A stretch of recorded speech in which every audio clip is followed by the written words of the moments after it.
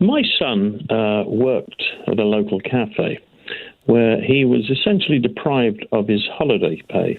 And when we looked into it, he was indeed deprived. He missed out on a couple of years because it was too late.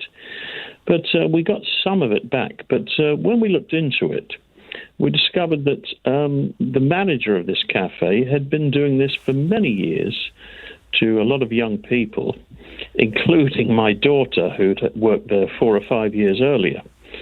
And my son got, as I say, some of the money back. But I'm just wondering, what can I do to ensure that he doesn't do this to any other young people? That's a tricky one. With payments of the minimum wage, HMRC are entitled to take action on behalf of people generally, or go after employers who aren't paying minimum wage. There isn't a similar body with responsibility for enforcing underpaid holiday pay, I'm afraid, Jim, which means that there is actually nobody out there who can go after this employer. The best thing to do would be I'm assuming your daughter and son no longer work there. No, they don't. Right. The best thing to do would be or would have been to get somebody who works there to join a union, and then get the union to stamp all over the employer.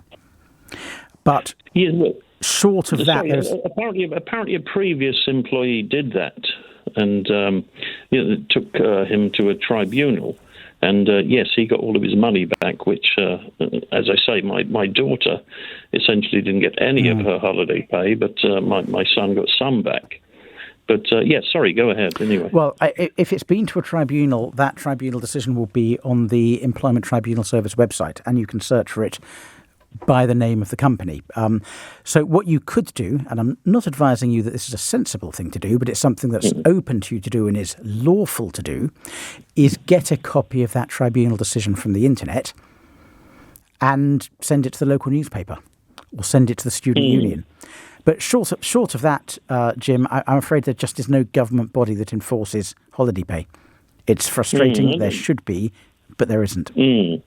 No, sure, thanks. And that's it. I just thought, my son got about a quarter of what he was entitled to back eventually with help from the Citizens Advice Bureau.